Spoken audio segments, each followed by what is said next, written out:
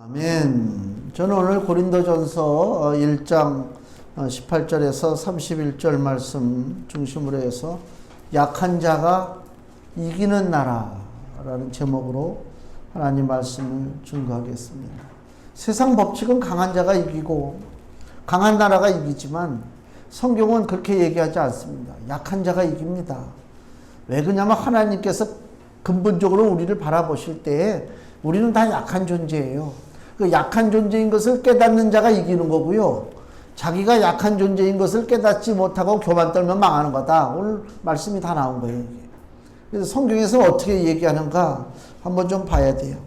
사사기 2장을 한번 먼저 볼까요? 사사기 2장을 한번 펴놓고 보세요. 가나안 그 정복 전쟁이 끝나서 이제 몇 년이 세월이 흐르고 난 다음에 사건입니다. 가나안을 정복하기까지는 성공했는데요. 정복하고 난 다음부터 이제 문제가 생기는 거예요. 실패가 온단 말이에요. 왜 실패가 오냐면은 마음이 교만하기 때문에 그래요.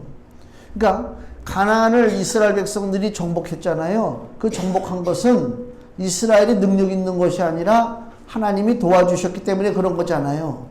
근데 이거를 이제 까먹어요. 조금 지나면은. 우리가 뭐 이렇게 뭐 상을 받는다든가 그러면 막 앞에 나가서 그 수상 소감을 얘기하잖아요. 뭐 누가 도와주시고 누구 덕분이고 막. 근데 실상 그 마음의 중심에는 뭐예요? 그래도 내가 잘났지. 그래도 내가 똑똑하니까 이런 상을 받지. 항상 인간의 마음 중심에 그게 있어요. 그 있단 말이에요. 근데 신앙생활에도 마찬가지예요. 하나님이 우리를 도와주셔서 우리가 지금 살아가고 있어요. 보이지 않는 손길을 통해서 하나님이 나를 붙잡아 주신단 말이에요. 근데 어느샌가 보면 까먹어요. 내가 하나님의 은혜로 사는 것을 까먹는다니까. 그러니까 내가 진짜 강한 존재로 착각을 한단 말이에요. 강한 존재로. 지난번에 격투기 선수 이야기를 들어보니까 뭐 코리안 좀비? 뭐 그런 선수가 있고 뭐 수술 받았대. 미국에 가가지고 한쪽 눈을 수술 받았대요. 우리가 볼 때는 멀쩡한데 뭐 물체가 막 이중으로 보이고 하도 두드러 맞으니까 그래서 미국에 가서 수술 받고 왔다고 하는 얘기를 들었습니다. 근데 그 사람이 그 링에 섰을 때 수술 받기 전 얘기죠. 막 물체가 막 둘로 보이고 막 그러잖아요. 근데 상대방 선수한테는 나의 약함을 보일 수가 없죠. 그러니까 아주 뭐 모질게 눈을 무섭게 뜨고 달라들어서 싸운단 말이에요. 다 자기를 방어하기 위해서. 근데 실상은 그런 벌벌 떨고 있는 거지. 얘가 내 약점만 알면 큰일 난단 말이에요. 그러니까 아무리 강해 보이는 상대라 할지라도 말하지 못한 자기의 약점이 있단 말이에요. 우리 앞에 서 있는 존재들, 우리가 세상 살면서 만나는 많은 사람들이 있잖아요. 뭐 잘난 사람, 못난 사람, 뭐 키 큰 사람, 키 작은 사람, 뭐 여러 사람 많이 만나는데 기본적인 그 사람들의 조건은 뭐냐? 다 약하다. 그걸 먼저 우리 전제하고 봐야 돼요. 쉽게 얘기하면 기죽지 말라 그 얘기입니다. 이 사람은 뭔가 더 많이 가지고 있으니까 대단한 것 같고 이 사람은 좀 뭔가 좋은 위치에 있으니까 뭔가 나랑 좀 틀린 것 같고 천만의 말씀. 기본적으로 다 약한 존재다.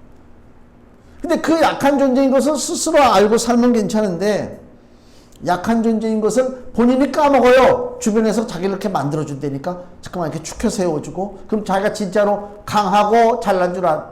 그러다 결국은 어떻게 돼요? 나중에 쓰러졌어. 스스로 인생을 포기하고 하나님의 은혜가 떠나고. 여기 사사기에도 보니까 하나님께서 이스라엘 백성을 책망하시는 장면이 나와요. 사사기 2장 2절에서 3절. 너희는 이 땅 거민과 언약을 세우지 말며 그들의 단을 헐라 하였거늘 너희가 내 목소리를 청종치 아니하였도다. 그리하면 어찌미뇨. 그러므로 내가 또 말하기를 내가 그들을 너희 앞에서 쫓아내지 아니하리니 그들이 너희 옆구리에 가시가 될 것이며 그들의 신들이 너희에게 올무가 되리라 하였노라. 하나님께서 이스라엘을 책망하는 거예요. 그리고 가나안에 그 7 족속들이 있는데 7 족속들을 하나님이 다 몰아내지 않았어요. 왜? 이스라엘 백성들이 교만하기 때문에 가나안에 남아있는 족속들이 이스라엘의 옆구리에 가시가 된다. 고통이 온다. 우리 삶 속에 고통이 오는 게 있어요. 왜 고통이 옵니까? 나로 하여금 내 존재가 어떠한 존재인 것을 깨달아 알기 위해서 그 고통이 오는 거예요. 만약에 내 삶에 고통이 하나도 없고 내 삶이 너무너무 평안하고 너무너무 일이 잘 된다, 반드시 그 안에 사단 역사가 일어나서 교만의 역사가 일어나죠. 교만의 역사가 일어나면 무슨 일이 벌어져요? 결과적으로 하나님을 떠나게 되는 거예요. 이게 제일 큰 문제예요. 뭐 사람들에게 교만 떨어가지고 어휴 저거 잘난 척하네, 저 교만 떠네, 그런 소리 듣는 게 문제가 아니라 내 안에 교만의 영이 역사하면 내가 누굴 떠난다고요? 하나님을 떠난다. 그러면 그거를 걷잡을 수 없는 거다. 그러려면은 차라리 내가 이 땅에서 고난을 당하고 어려움을 당할지라도 교만 떨 일이 없고 하나님 앞에 늘 연약한 존재, 아버지 나 좀 살려주세요, 그게 오히려 축복이다, 그 얘기입니다. 역설적으로 깨달아 알아야 돼요. 우리가 보면은 뭐 잘 나가는 사람들 뭐 부럽고 또 없고 대단할 것 같지만은 실상은 그 영혼이 망가지고 있다. 차라리 내가 근심하고 염려할 일이 많고 삶 속에 고통이 있다 할지라도 아이고 하나님 내 아픔을 아시죠, 내 고통을 아시죠, 그리고 하나님 앞에 매달린다면 나는 약한 자가 아니란 말이에요. 나는 강건한 자가 된단 말이에요. 신앙은 그거예요. 뭐 많이 가지고 있어서 뭐 난 그냥 많이 가지고 있으니까 축복이다, 나는 그냥 막 뭐 높은 자리에 올라가니까 난 진짜 야 인생 살맛 난다, 그게 인생이 아니란 말이에요. 그 바닷가 가가지고 바다 그거 봐서 뭐 할 거 있어. 산에 가가지고 산에 가서 봐봐야 무슨 뭐 만족이 있습니까? 또 내려오면 차 막히고 난리가 아니지. 다 다람쥐 쳇바퀴 도는 거 아닙니까? 아무것도 아니라니까. 인생은요, 인생에 대해서 하나를 제가 봤어요. 우리 집에 어항에 그 조그만 물고기들이 한 7, 8마리가 있나? 나 이름 구피인가? 있는데 계속 걔네들이 새끼를 안 낳는데 이런 새끼를 낳을 때가 됐는데 새끼를 안 낳아. 그 이상하다. 애들이 저 암놈들이 몇 마리가 배가 불러가지고 터지게 생겼어요 지금. 그래갖고 이제 저녁 때 이제 집사람이랑 같이 그 어항을 보면서 얘네들이 저거 해야 되는데 하는데 검은 놈 새끼가 하나, 좀 새카만 새끼가 하나 돌아다녀. 한 마리가 이거 새끼 낳구나. 야 이거 새끼 낳네. 근데 저 새끼 저거 혹시 저거 먹어버리면 어떡하지? 그 얘기 하는데 한 놈이 오더니 그 새끼를 탁 먹어버려요. 그걸로 끝났어요. 그 인생은. 그걸 그 물고기를 인생이라고 해야 되나? 그 삶이 끝났다니까. 야 허무하죠. 허무한 겁니다. 걔는 이제 태어나가지고 야 이 세상이 참 넓구나, 그런 그 어학성을 한번 헤엄치려고 하는데 웬놈이 와가지고 턱 생긴단 말이야. 걔네들 인생이나 조그만 구피 인생이나 우리의 인생이나 따지고 보면 다를 것이 없다. 그런 면에서 봤을 때 허무하다. 응? 눈에 보이는 세상, 눈에 보이는 현실만 바라보고 한번 살아본다, 발버둥 친다, 그 물고기하고 다를 게 뭐가 있어요? 언젠가는 뭐에 삼켜지잖아요. 뭐에? 사망의 세력에 삼켜질 수밖에 없다. 그래서 우리가 주님을 바라보고 사는 거예요. 이 이스라엘 백성들이 가나안을 정복하고 나니까 마음에 교만이 찾아오고 하나님을 섬기지 않고 엉뚱하게 이방 우상을 섬기고, 그래서 하나님이 좀 책망한단 말입니다. 그러니까 사사기 2장 4절에 그 책망을 받은 이스라엘이 어떻게 하냐면 여호와의 사자가 이스라엘 모든 자손에게 이 말씀을 이름해, 책망의 말씀이죠. 백성이 소리를 높여 운지라 그랬어요. 백성들이 통곡했어요. 하나님이 우리를 떠나시는구나, 하나님이 우리를 징계하시는구나, 지금 울었단 말이에요. 그런데 이 울음이 진짜 울음이냐? 같은 사사기 2장 11절 말씀 보니까요, 이스라엘 자손이 여호와의 목전에 악을 행하여 바알들을 섬기며 애굽 땅에서 그들을 인도하여 내신 그 열조의 하나님 여호와를 버리고 다른 신 곧 그 사방에 있는 백성의 신들을 쫓아 그들에게 절하여 여호와를 진노하시게 하였으되. 조금 전까지 통곡하고 울었어요. 지금 어떻게 했다고요? 여호와를 버렸다. 죄악이 반복되는 거예요. 언제까지 반복될 것이냐? 요엘서 2장에 보니까 너희들 옷을 찢지 말고, 이스라엘 백성들이 회개할 때 보면 옷을 찢어요. 하나님 앞에 슬픔을 표현하기 위해서. 근데 하나님 뭐라고 말씀하셔요? 야, 옷 찢지 말라. 네 마음을 찢어라. 그게 진짜 아닙니까? 내 마음이 충격을 좀 받고 마음으로부터 뭐 좀 회개하고 부패로 얼룩진 마음을 좀 내가 스스로 증오해야 될 거 아닙니까? 내 자신이 스스로 왜 내가 이런 더러운 마음을 품고 사는가? 내가 내 자신을 좀 미워할 줄도 알아야 돼. 그런 면에서는 그렇잖아요. 무조건 다 좋아요. 내 거는 자기의 그 이중적인 모습을 한번 봐야 된단 말이에요. 이 땅에 기독교가, 교회가 뭐 수만 교회가 있어도 왜 이 땅에서 빛과 소금의 역할을 못하느냐? 다 마음속에 부패한 마음들이 있단 말이에요. 자기 스스로를 증오할 줄을 몰라. 우리 교회는 그런 게 없지만요. 그 전에 보면요. 나는 신앙생활 하면서 모태 신앙이지만 난 그런 게 좀 이렇게 막 역겨웠어요. 교회 가면은 막 형제님, 자매님 막 이런 거 있잖아요. 형제님, 자매님 얼마나 깍듯하고 예의 바르고 그냥 그런데 속지 마세요. 나는 어려서부터 나 그런 거 아주 싫었어 그냥. 아니 뭐 교회만 들어오면 갑자기 뭐 막 용어가 바뀌어야 돼. 형제님, 자매님 그냥 뭐 사랑합니다. 뭘 사랑해? 사랑하는 게 뭔데? 우리 어머니 저 통화하는 권사님 있어요. 권사님하고 통화하다가 마지막에 끝날 때는 어떻게 끝는 줄 아세요? 사랑합니다. 뭐 이래. 아이고 이런 참 내가 더 이상 뭐 얘기를 안 하겠지만 그렇게 말로 사랑한다고 사랑하는 게 아니라니까요. 진짜 사랑하는 사람은요 사랑한다는 말조차도 하기가 힘들어요. 내가 책임을 져야 될 거 아닙니까? 사랑에 대한 책임을. 그게 우리가 너무 이 형식적인 것으로 빠져버려. 하나님이 우리 보고 옷 찢지 말라는 거 아닌가? 옷을 찢지 말라. 마음을 찢어라. 뭐 얼마 전에도 목사들이 어디 뭐 호텔인가 어디 모여가지고 또 나라의 이 어려운 일을 놓고 서로 의논하고 강연을 듣고 기도했다고 그래요. 그 신문에 나온 거 보니까 그 라운드 테이블에 툭 앉아가지고 손을 잡고 이렇게 주여 이러는 장면이 나오더라고. 나 그거 볼 때마다 아이고 참나. 야 기도할 데가 없어서 거기 가서 내가 주여자 더군다나 더운데 손에 땀 나는데 뭘 손잡고 기도를 해. 그 신경 쓰여가지고. 저도 청년 때 중내배실 지하실에서 무슨 모임이 있었는데 저기 그 감리교 신학대학 교수가 그날 와가지고 기도회를 인도하는데 서로 마주보고 손잡고 기도를 하래.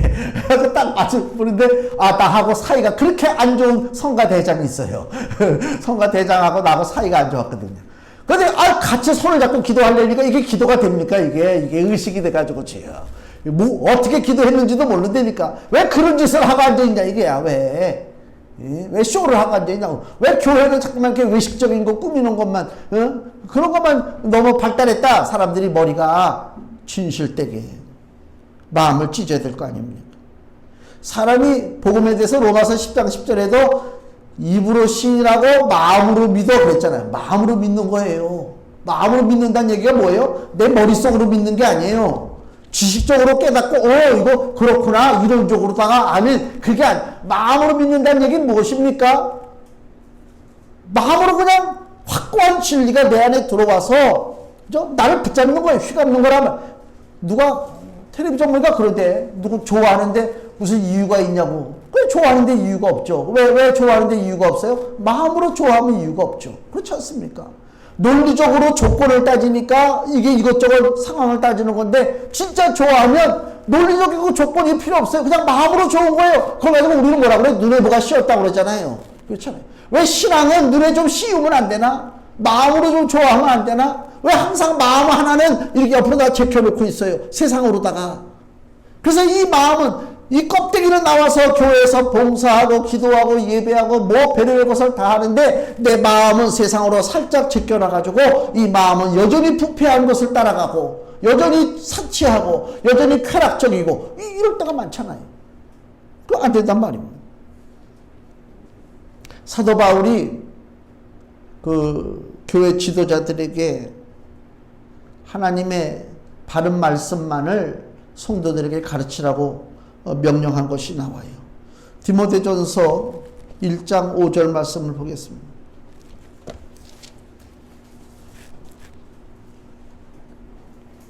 디모데전서 1장 5절에 여기 보면 이래요.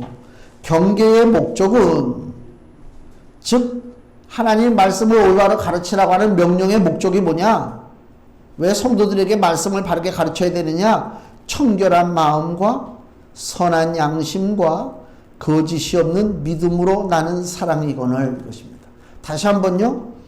사도 바울이 교회 지도자들에게 주는 명령이 뭐냐면 성경 말씀 진리를 가르칠 때에 바르게 가르치라는 거예요.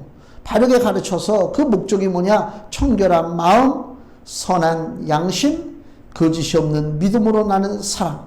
그게 뭔지 아세요? 그게 바로 스스로를 약하다고 하는, 나는 약한 존재인 것을 고백하라 그 얘기입니다. 교회에서 외식하지 말라 그 얘기입니다. 어깨에다 힘주지 말라 그 얘기입니다. 우리 그러잖아요. 좀 잘 되면 저 목이 뻣뻣하네 그러잖아요. 하나님의 자녀들이 가지고 있어야 할 마음이 뭐냐? 청결한 마음이고 선한 양심이고 거짓 없는 믿음이다. 하나님이요 우리를 시험 보신단 말, 평가한단 말이에요. 우리를 평가하시는데 우리의 어떤 모습을 하나님이 평가하시느냐? 뭐 많이 쌓두고 많이 출세하고 많이 뭐 업적을 쌓고 뭐 이거 가지고 하나님이 우리를 심판하시는 것이 아니고요. 얼마나 청결한 마음, 거짓이 없는 믿음을 가지고 있느냐, 선한 양심을 가지고 있느냐, 하나님이 그걸 보신단 말이에요. 그럼 그걸 가르쳐야지. 그렇잖아요. 근데 그거하고는 상관없이 잠깐만 외식적인 거, 겉모양적인 거, 꾸미는 거, 그죠? 이런 것만 가르치고 있으니까 교회가 많으면 무슨 소용이 있습니까? 사회에 아무런 선한 역할을 못 하는데. 그렇잖아요.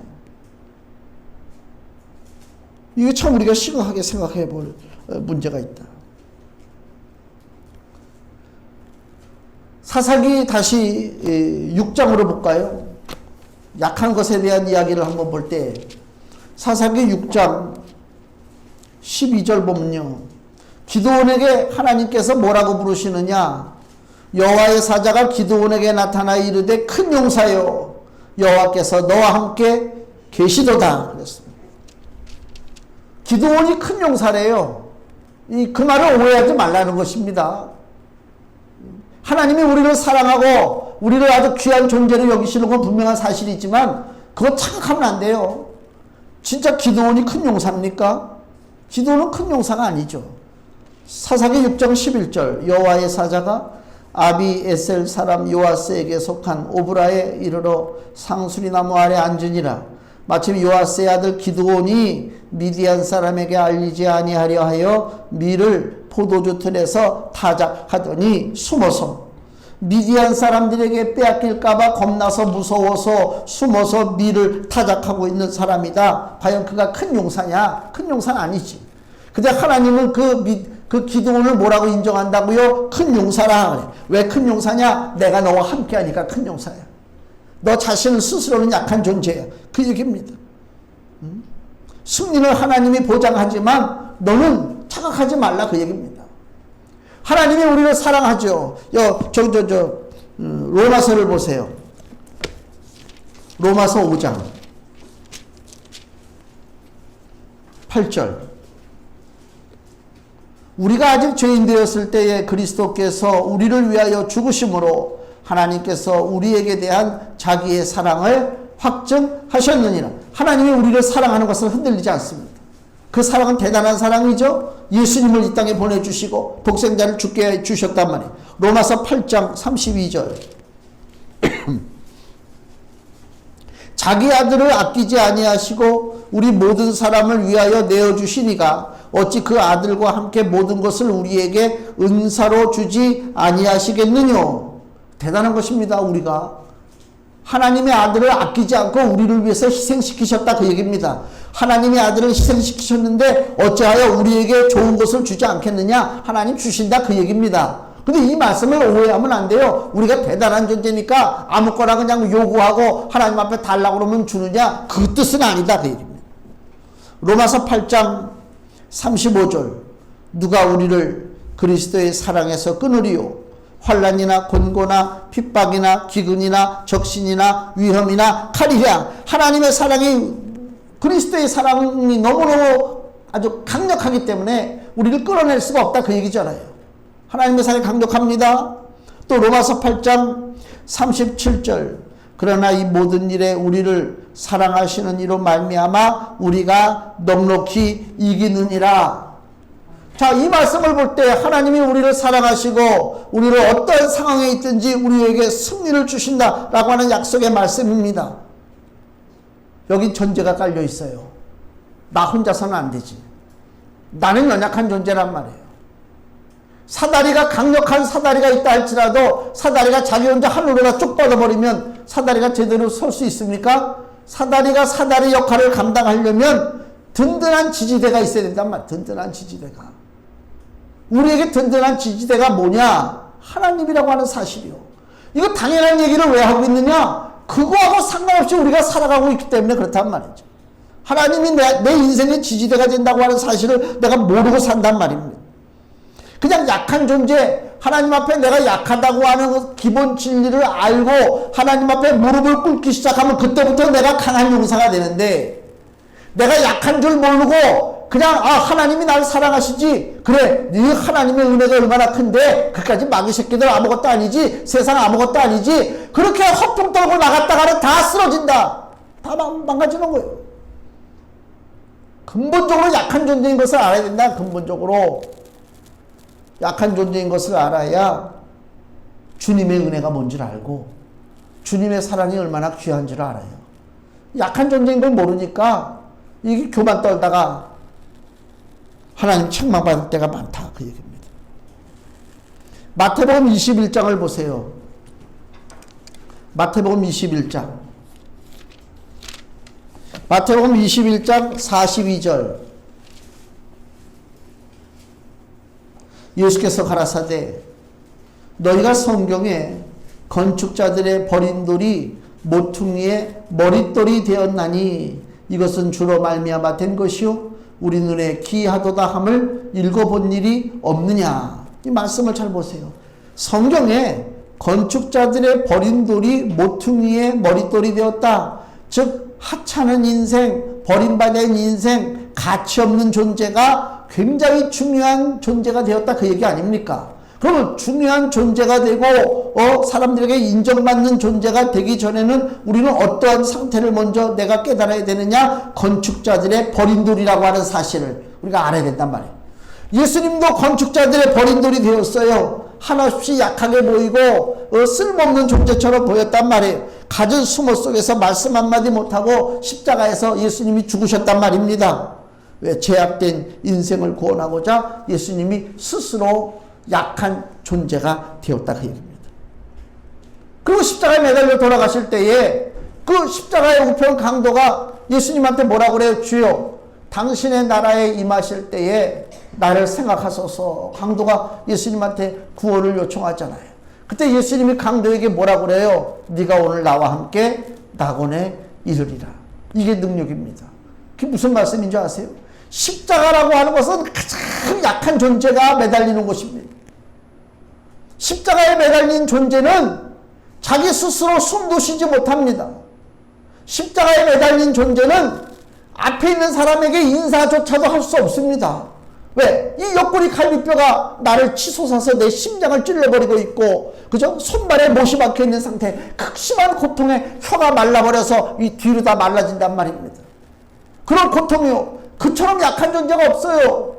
그런데 강도가 주여 당신의 나라에 임하실 때 나를 기억해달라고 할 때 네가 오늘 나와 함께 낙원에 있으리라. 예수님 그런 말씀하셨단 말이에요. 십자가의 가장 연약한 존재가 실상은 어떤 존재냐? 우리의 영혼을 구원하실 존재다. 그 얘기를 하고 있는 거란 말이에요.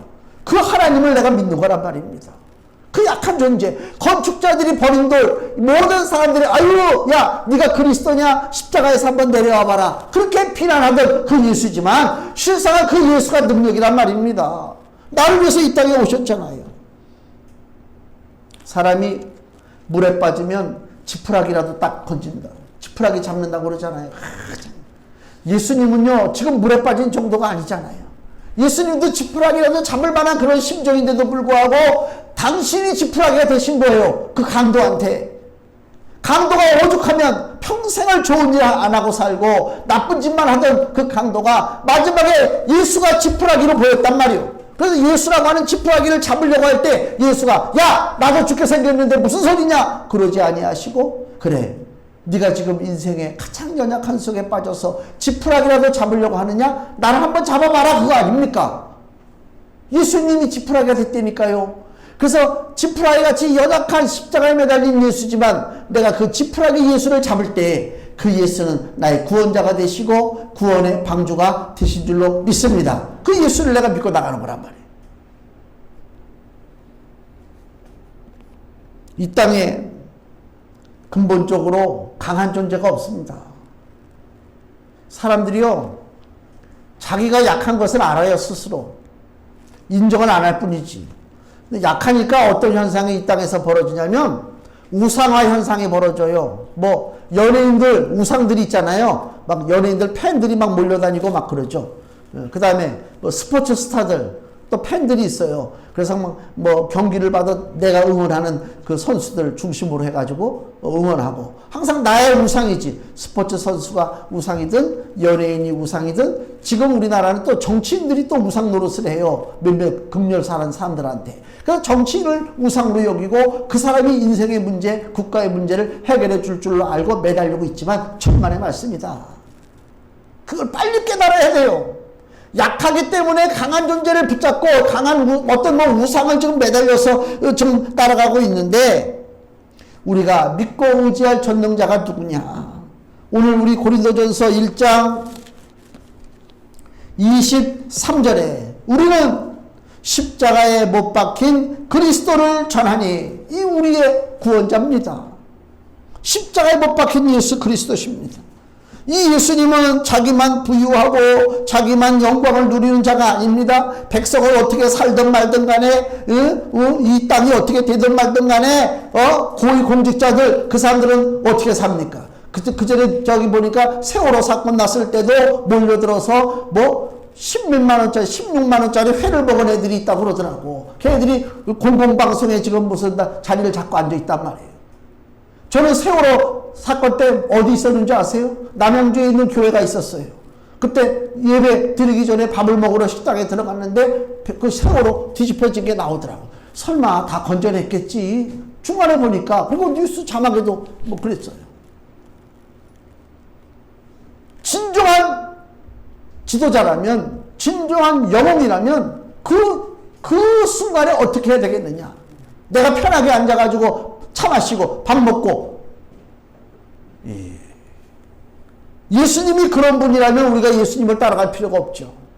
근데 예수님은 내가 받아야 할 육신의 그 고통, 내 영의 심판, 마음의 슬픔 이것을 예수님이 십자가에서 다 짊어지신 거예요. 그래서 내가 예수님을 믿고 따라간단 말이에요. 예수님 나의 주님이 되시는 거 아닙니까? 죄악의 옷을 입고 사는 사람들은 반드시 심판받아 멸망할 수밖에 없어요. 하나님의 택함받은 자녀는 은혜 가운데 그 연약한 상태로 십자가에 매달린 예수가 나의 구원자가 되시는 것을 믿고 나간단 말입니다. 근데 이것을 멸망당하는 자들은 오늘 본문의 18절 말씀 보세요. 십자가의 도가 멸망하는 자들에게는 미련한 것이요. 왜 멸망하는 자들에게 미련합니까? 멸망당하는 자들에게는 자기를 구원할 자가 누구냐? 가장 멋진 옷을 입고 멋진 어떤 뭐 언사를 사용하고 권력을 이용하고 그죠? 능력을 보여주고 이런 존재가 자기를 구원할 존재라고 생각한단 말입니다. 그게 바로 멸망하는 자들이요. 그래서 십자가의 도가 멸망하는 자들에게는 미련한 것이요. 천주교가 부패할 때에 초대교회 이후로 천주교가 부패할 때 천주교 사제들이 옷이 어떻게 변했는지 아세요? 뭐 처음부터 베드로가 처음부터 사도 요한이 처음부터 바울이 휘황찬란한 옷을 입고 머리에 금관을 쓰고 뭐 금지팡이를 짚고 여기 금으로 만든 십자가를 차고 그렇게 하고 다녔겠습니까? 예수님이 너희들이야 두모로 가지지 말라. 그랬잖아요. 돈주머니도 차지 말라. 아이고, 야, 이거 어떻게 해야 되는가? 그래서 예수님의 제자들은 가는 곳마다 오늘은 어느 집에 가서 얻어먹을까? 그러고 들어간 거 아닙니까? 근데 변질되기 시작하니까 종교 지도자들이 옷이 화려해지기 시작했단 말이에요. 그죠? 뭐야, 십자가도 작은 십자가는 또 작은 능력이야. 그러니까 큰 십자가 차야 돼. 그래서 십자가 더 큰 거 차고. 막 이러고 돌아다니는 거 아닙니까? 그런 사람들이 무슨 예수님의 십자가, 예수님의 연약함을 얼마나 그들이 인정하고 바라보고 깨닫겠습니까? 화려한 것만 볼 거 아닙니까? 이 땅에 있는 수많은 하나님의 백성, 하나님의 교회들 마찬가지죠. 화려한 것만 본단 말이에요. 오늘도 화려한 것. 하나님의 능력이 어디 있다고 하는 것을 모르니까 멸망하는 자들에게는 미련한 것이다 그 얘기입니다. 예수님은 낮아지셔서 이 땅에 오셨어요. 가난한 동네 나사렛에서 살았단 말이에요. 그 자체가 이미 고난이잖아요. 예? 우리가 환경 바뀐 데 가서 한번 살아보세요. 그 사는 것 자체가 고난이에요.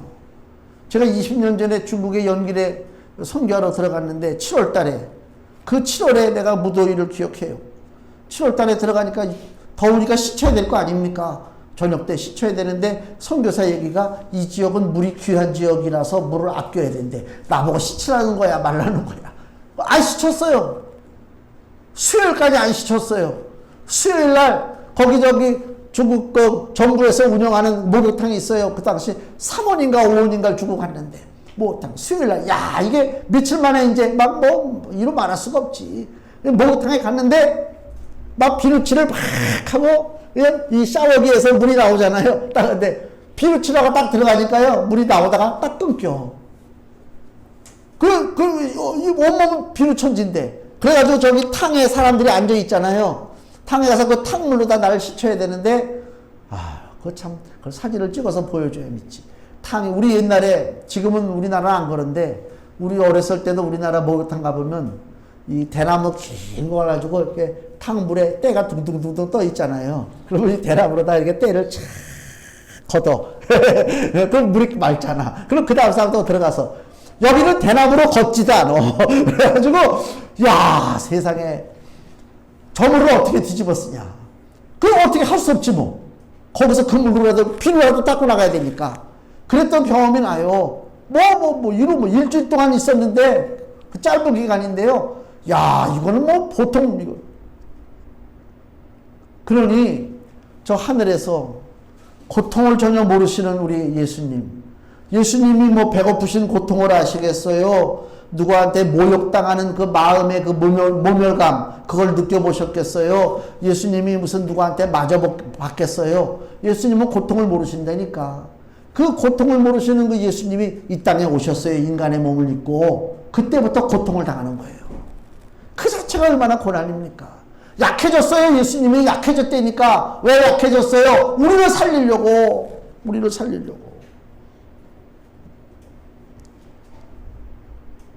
여기 오늘 고린도전서 1장 26절에 보니까 형제들아 너희를 부르심을 보라. 육체를 따라 지혜 있는 자가 많지 아니하며 능한 자가 많지 아니하며 문벌 좋은 자가 많지 아니하도다. 왜 초대교회 당시에 교회에 모인 성도들을 보니까 똑똑한 사람이 많지 않다는 거예요. 능력 있는 사람이 많지 않다는 거예요. 공부한 사람들이 많지 않다는 거예요. 하나같이 무식하고 가난하고 모자라고 이런 사람들이 교회로 모였다는 거예요. 왜요? 그 사람들의 인생의 문제를 스스로 해결할 길이 없잖아요. 그렇잖아요. 해결할 길이 없을 때 예수의 복음을 들었단 말입니다. 그래서 예수님한테 찾아 나온 거예요. 그러면은 그 당시에 공부 많이 한 사람, 돈 많이 가지고 있는 사람, 능력 있는 사람들을 그 사람들도 자기 인생의 문제가 있겠죠. 근데 그들에게는 자기 인생의 문제를 어떻게 해결해요? 그 십자가에서 별 볼 일 없이 죽은 예수가 자기 인생의 문제를 해결하는 것이 아니라 내 권세와 능력, 내가 가지고 있는 물질, 내가 가지고 있는 인맥들 이걸 통해서 자기 문제를 해결하다 보니까 교회 나갈 필요가 없죠. 그래서 초대교회 때는 가난한 교회입니다. 그러나 하나님께서 27절에 세상에 미련한 것들을 택하사 지혜 있는 자들을 부끄럽게 하려 하시고 세상에 약한 것들을 택하사 강한 것들을 부끄럽게 하려 하시며 그랬습니다. 참 내가 연약해질 때에 내 연약함을 살피시는 예수님을 내가 바라보고 깨닫게 된다. 초대교회 때도요. 예루살렘 교회가 막 부흥됐는데 부흥되고 나서 막 핍박이 와요. 사방에서 핍박이 온단 말이에요. 지금 만약에 예를 들어서 어느 큰 교회 막 한 5,000명, 10,000명 모이는 교회가 핍박당한단 말이에요. 주변에서. 그럼 그 교회에서는 이제 전략을 대책회의를 하겠죠. 모여서 당회를 하든가 재직회를 하든가 무슨 얘기를 할 것 같아요. 예를 들어서 뭐 건축을 하는데 여러 가지로 민원이 들어오고 반대가 들어오고 뭐 법적인 문제가 걸리면 큰 교회에서 어떻게 할 것 같아요? 변호사, 그 안에 변호사도 있지, 건축 관련 사람도 있지, 물론 뭐 공무원 있는 건 말할 것도 없지. 다 모여가지고 다 서로 연결해가지고 일을 하는 거예요. 그리고 이쪽에 있는데 어느 교회 얘기는 안 하지만 거기도 교회로 건축 허가가 안 났어요. 건축 허가가 안 나니까 스포츠 센터로 허가를 내가지고 교회를 하고 있더라고. 교회가 불법을 행하고 있으니 그거를 바라본 공무원들이라든가 주변 사람들이 아이고 너나 잘하세요. 그럴 거 아닙니까? 교회를 향해서. 그건 초과가 안 나오면 안 나오는 거지 왜 내가 불법을 행합니까?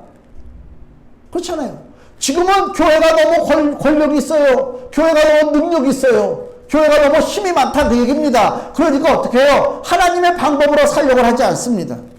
사도행전 8장을 보세요. 여기 보면 초대교회 어려움이 닥쳐요. 예루살렘 교회 핍박이 와요. 사도행전 8장 4절 핍박이 와가지고요.